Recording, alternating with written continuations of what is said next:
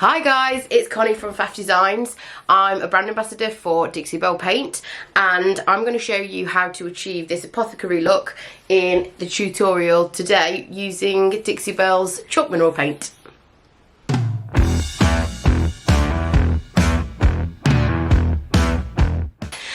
Behind me is the piece that I am going to paint today. It's a rather large and very heavy sort of low coffee table chest with, don't know if you can see, loads and loads and loads of small individual drawers. So I'm going to upcycle this into a sort of industrial style piece. I've done the style a couple of times before and I always get asked about the technique, so I'm going to run you through what I'm going to do. First things first, we're going to start cleaning. So I use Dixie Belle products because obviously I'm a brand ambassador for them, and in this bucket I have a solution of, I thought I put it to one side, I did, it's over here, of White Lightning.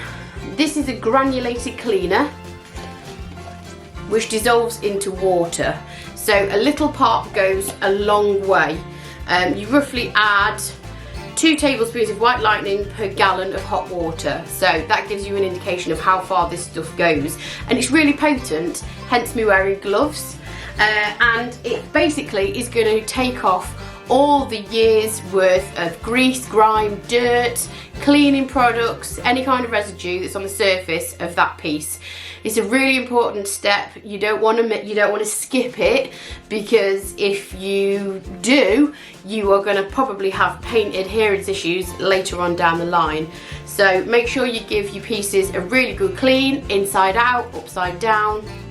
I will probably be fast forwarding this bit because you don't want to see me scrubbing in real time, but basically what I use is a solution of, like I say, warm water in a bucket, and I use these microfiber cloths, but you can reuse these loads and loads of times. I just shove mine in the washing machine when they're getting really grubby, and basically they come out like new, so you can get loads of use out of them. And I also use them for buffing wax and all kinds of things, cleaning the house very occasionally. So that is basically where I start with all of my pieces.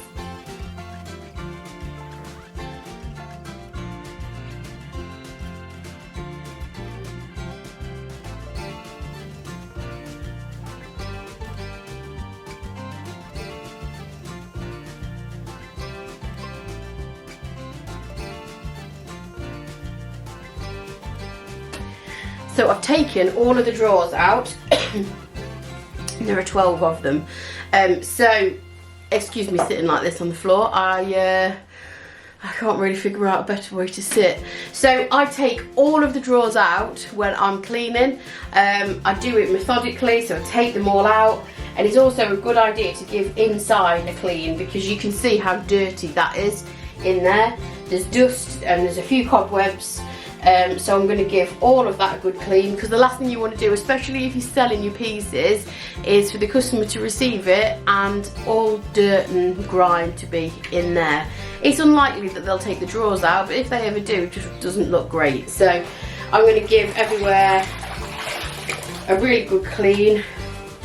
When I do the drawers as well, so each individual small drawer, I'll obviously do the front, which is the surface that's going to be painted. I do the sides, I turn it over, I do underneath, because that gets a build up of dust and getting in all the corners. Can you see how much dirt has just come off that little tiny drawer? I do the sides.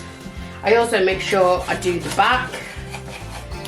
And I do the inside as well, because quite often with second-hand furniture, that's dusty and can have stains and all kinds of things in the drawers.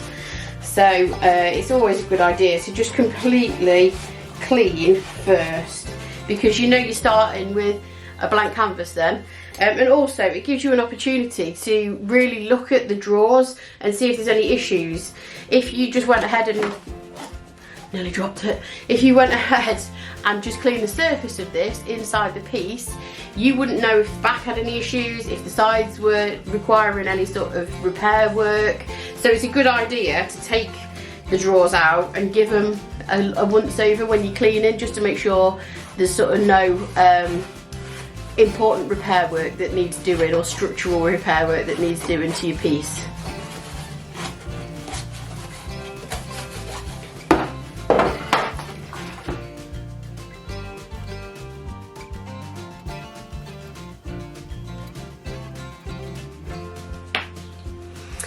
So that's the piece cleaned with White Lightning. Now what you've got to do is rinse it off. That's to take any cleaning residue away, again to stop that from causing any issues with paint adherence. And also I thought I'd mention, a lot of people ask why I'm not sure what this hand's doing, why I clean before I sand. The reason being is you can actually drive whatever is on the surface of that piece, so whether it's polish or wax or grease or grime, you can drive that into the grain of the wood, which again is going to create issues with paint adhering to your surface. So what you need to do is clean, always clean first, then sand. The only exception to that rule is if you have a waxed piece of furniture, in which case you need to, again, the hand, you need to remove the wax from the surface first, then clean and then sand. And I do have another video on my YouTube channel which explains how you remove wax off a piece. So I have got a bucket with fresh, warm, clean water in, and the microfiber cloth which I've rinsed out. I'm just going to go and rinse the piece now. Everywhere that I've cleaned, I'm going to rinse off.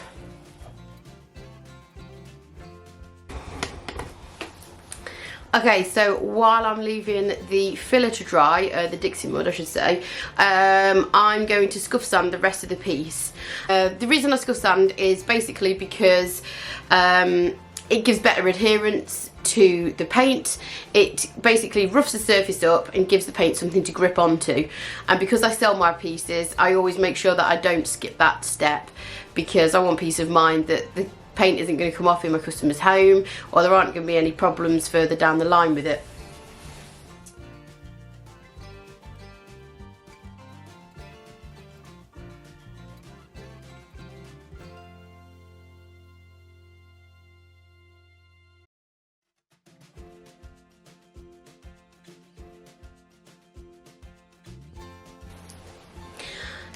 Okay, so my camera ran out of battery, and while it was charging I did sanded the rest of the drawer fronts, and I also have applied the base coat all over except for the front of the piece, which I'm going to show you now. So we want to build up layers of texture, because when we distress at the sort of one of the last steps we do, we want to see loads and loads of colours peeping through. So the base colour that I'm going to use is drop cloth. It's like a warm sort of creamy off-white. I'm just going to plop some of that in a pot.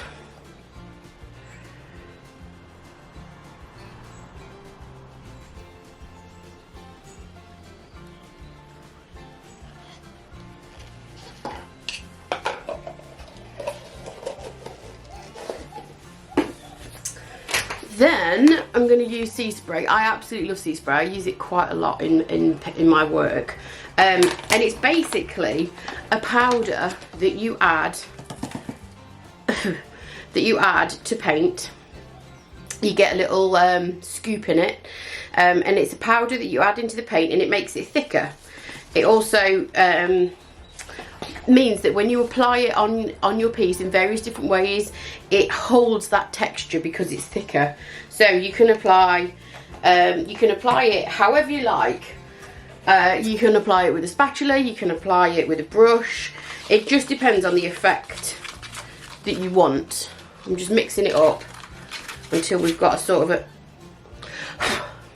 a paste. Gonna need more paint I think in there. Usually what I say to do, I do the opposite anyway, but I'd normally add small increments of sea spray because it goes quite a long way, so you don't need a lot. And I've just done the exact opposite and put a load in.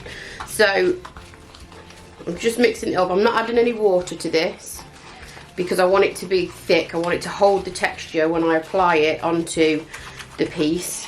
And you can see behind me, the piece it's not full coverage. There are still areas where you can see the wood coming through, but that's okay because the finished look is going to be quite distressed and aged anyway. So if you see parts of the wood showing through, that's all part of it. And I'm going to use a premium chip brush. I always have an absolute load of these in my toolkit because they're really, really good for when you don't want to use your really nice brushes. If you're going to be using like sea spray or you know, sort of stuff where you might sort of clog your nice synthetic brushes up. These are really good and they're really inexpensive, but they actually last a really long time. So all I'm going to do is apply the sea spray in a stippling motion like this.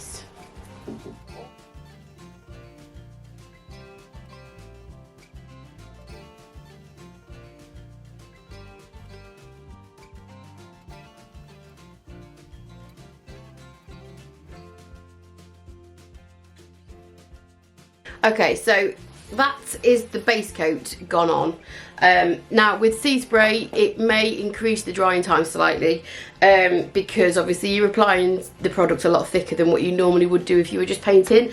So I'm going to keep checking back on this to make sure that it's completely dry before we do the next step, because I don't want the paint colours to mix. I want them to be layered. So it's got to be completely dry before you do your next step. Okay, so the base coat of drop cloth and sea spray is dry. You see why I wanted it completely dry before we moved on to the next stage, because the next colour I'm going to use is Honky Tonk Red. So if those would have mixed, it would have made a pink. Kind of spoiled the look that I'm going for. So I'm just using the flat large brush, the synthetic flat large brush from Dixie Belle. Because I want to cover this area quickly. This is a completely dry brush. I'm not adding any water to this at all. I'm not using a water mister. And I'm not actually looking for total coverage either. So I just want to get the paint on. And the idea is, when this is distressed at a later date, you will be able to see all of these different colours coming through the final colour, as it were, the final layer. I'm just putting my paint on quite randomly.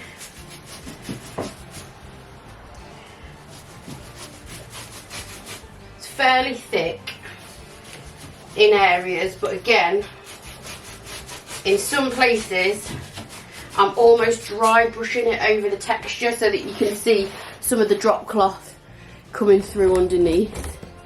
Just do that side.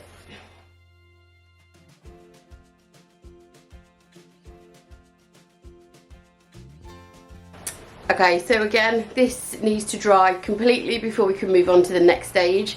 So I'm going to leave this for a good couple of hours just to make sure that when I apply the next layer, they're not going to mix. Okay, so the Honky Tonk Red has dried completely. The next colour we're going to use, which you can see here, is the Gulf. This is a bright sort of turquoisey aquary colour. This really contrasts against the red. I find it works really well for this type of effect. So I am just going to use a synthetic mini, just to apply this. It's gone quite thick in the tub, which is perfect for this because I don't want full coverage over the red. So you'll see what I mean when I start painting.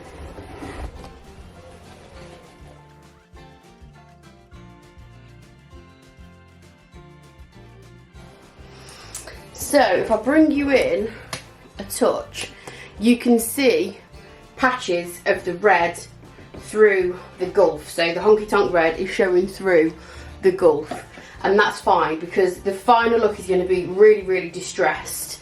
So we're going to, by varying the gulf, we're going to make sure that it looks authentic when we distress it. It's not going to be one solid coat. It's so I'm brushing it in various different ways. So in some areas it's full coverage, some areas you can see the honky tonk red coming through, and then there are even areas where you can see a bit of the base colour, which is the drop cloth, showing through. As well as distressing it, what I'm going to do is just rub this.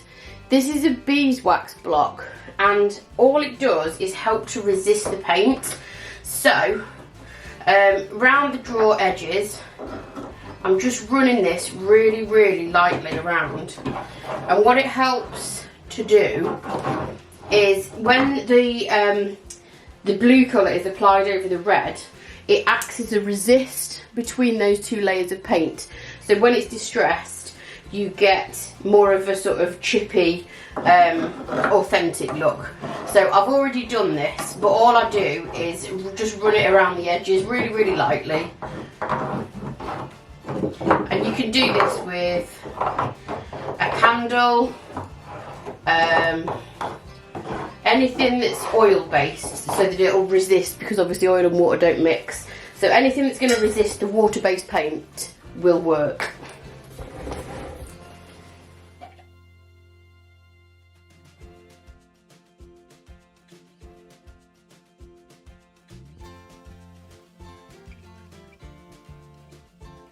So again, we've got to leave that to dry completely before we do the final colour, which is going to be caviar. Okay, changed angle slightly because being low down on the ground is not doing my back any good. So I've put it on this bench, so I'm hoping you can still see. So we have left the gulf to dry overnight. That's the blue. The next colour and the final coat that we're going to, the final colour I should say, not the final coat, the final colour that we're going to apply is caviar. You'll notice there's a drawer missing here. That's because I've just done a quick live on Facebook on this technique, so I borrowed a drawer. So I will be putting that back shortly, but I'm going to do a coat of caviar. I'm using the oval medium because it covers really quickly because it's a large brush, and I've also got my mister bottle with water in just to help the paint cover. We're going to be doing 2 coats of caviar, so I'm going to do one, leave it to dry, and then get another one on because I want full coverage of this black colour.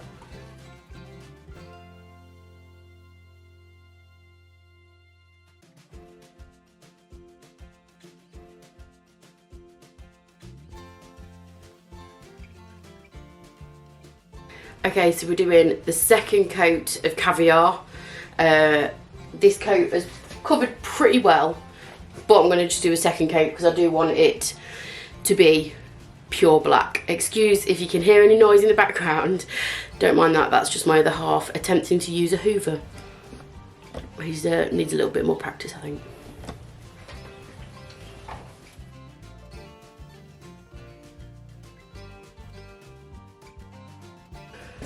Okay, so that's 2 coats of caviar. I've got to leave it to dry now before we can distress and hopefully reveal all those colours that we layered earlier on.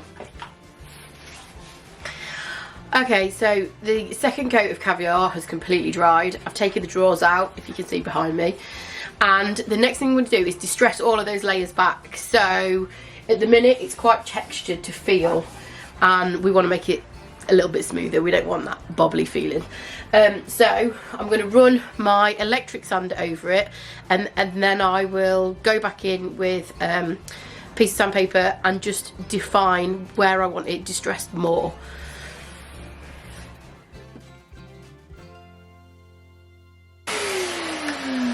Okay, so I've just sanded back the outer bits of the drawers, and you can see where all of the layers of colours were added on top of one another when we've used the wax resist underneath.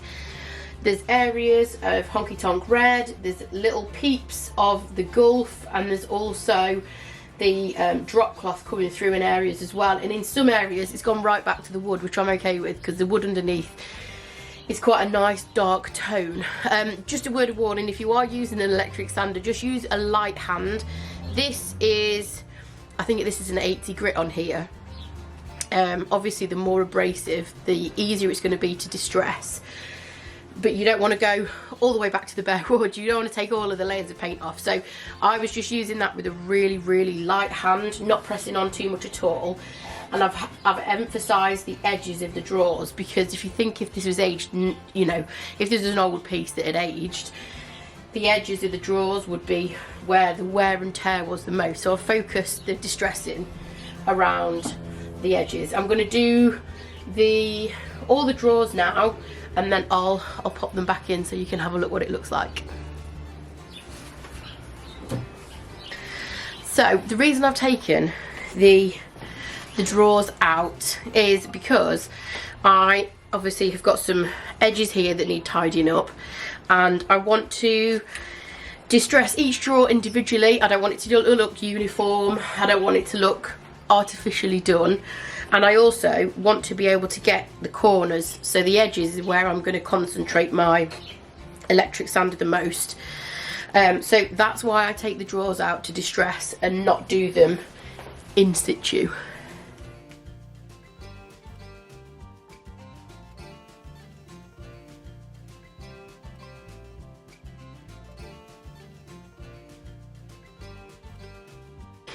So hopefully you can see the effect that I'm trying to achieve by sanding, and because we added the base layers irregularly, it's distressing irregularly, easy for me to say. So in some areas you can see more blue, in some areas you can see more of the drop cloth, and then we've got the red peeking through as well. So it's really important to make sure that when you do put your sea spray on, it's not all uniform and the same, because otherwise you'll get a really uniform look when you distress.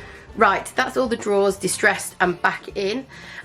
So you can see behind me the effect that I'm trying to achieve with the building up of the layers and then the distressing back. You get to see all of those colours. Don't worry if your paint looks dull when you've sanded it. When you top coat it, we're going to use wax on this piece. When you top coat it, that colour will come right back.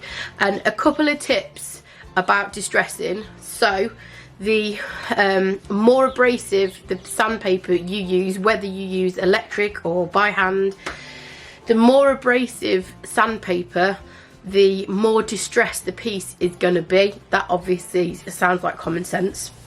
If you use a really soft sandpaper, like a sanding sponge or a sanding pad, sort of 220 grit, it's going to create a much softer look than if you were to use something like I've done, like an 80 grit or 120 grit. So you can achieve different effects with different sandpaper. Right, so we have painted, sanded, distressed. So I'm going to use Best Dang Wax in clear, and I'm going to add some brown to give the black some real depth and age. But first we just need to make sure there's no dust. So when you've sanded, always give it a rub down with a microfiber cloth or a rag to remove the dust from the surface of the piece. Otherwise that's going to get trapped in your top coat, and obviously that's not going to be a good look.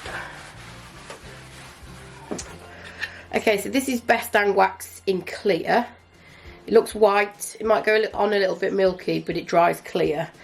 And I apply mine most of the time with a dish sponge, especially when it's a flat area like this. If there's lots of recesses and detail, I'll use a brush, but this gives you a really thin, even coat without any streakiness.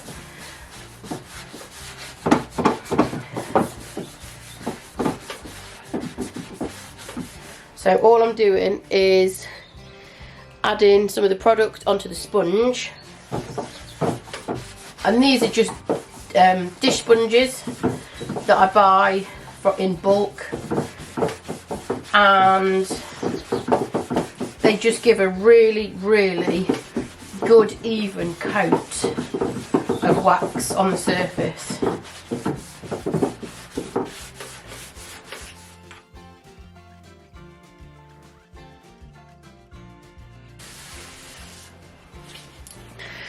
So you can just see there how it's brought all the colours to life. You can really see the punchiness of the red and the turquoise contrasting against the black. And it's worth saying that if you're using wax, that doesn't mean that you can't use a top coat over the top of it. Because this is water based, if you want to offer some more protection on your piece, you can wax and then you can add a top coat over the top. Or you could top coat and then add a wax over the top. So you can layer up the clear coats and the waxes with Dixie Belle because it's all water based. Okay, next step after we've done the clear wax is the brown wax. I'm going to use the Best Dang brush and I'm going to apply it in a sort of swirly motion, and then I'm going to buff the excess off.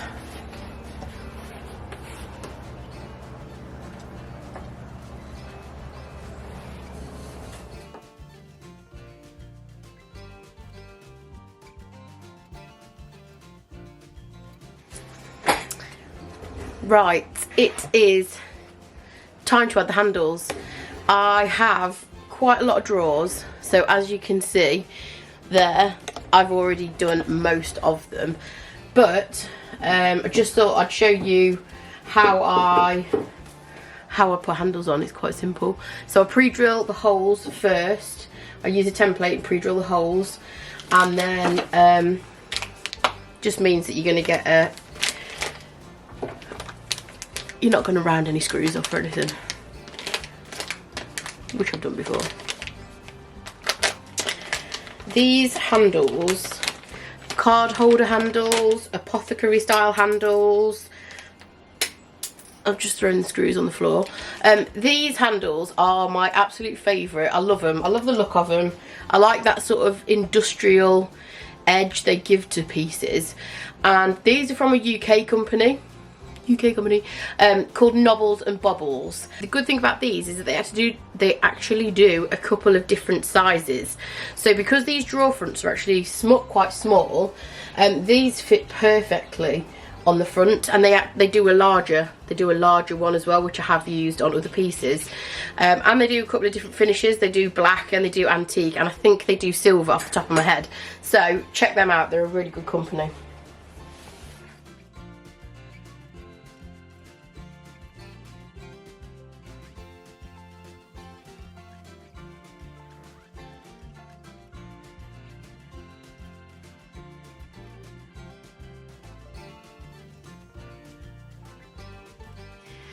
As a final touch for the handles, what I thought I would do is, I've got this really old book. It was from a charity shop. It's practically falling apart. Well, it is falling apart. They were practically giving it away, and I flicked through because I have a bit of a thing for old books. Quite good for staging and things like that. And it's got some really nice botanical drawings in it. So I took it, but it's also quite a lot of text in it as well. So I thought I would use the text pages for inserts on the handles. It just gives it a little bit of character. The pages are really faded and worn. Just talking about plants and flowers, really. But because they're really faded and worn, it kind of fits this look that I'm going for. So I've cut one out and I've used that as like a template, and then basically just cut the rest out with scissors. That's one gone. So clumsy today. So I'm just using the previous one as a template, and using my kitchen scissors to cut them out with. And then they should just slide in. I think I've made that one a little bit too tall. So I'm just going to take a little bit off the very bottom. It's very technical, this. Joking. And it just fits in there like that.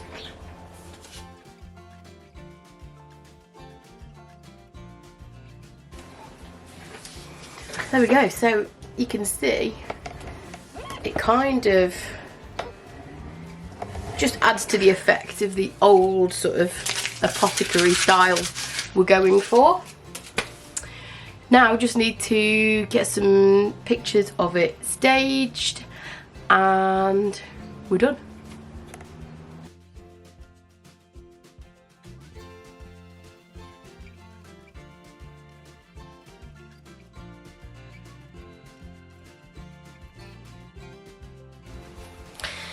Thanks for watching the tutorial today. I hope it was useful and you found it entertaining, if not anything else. I will be creating loads more content on my YouTube channel, so make sure you subscribe, and thanks for watching.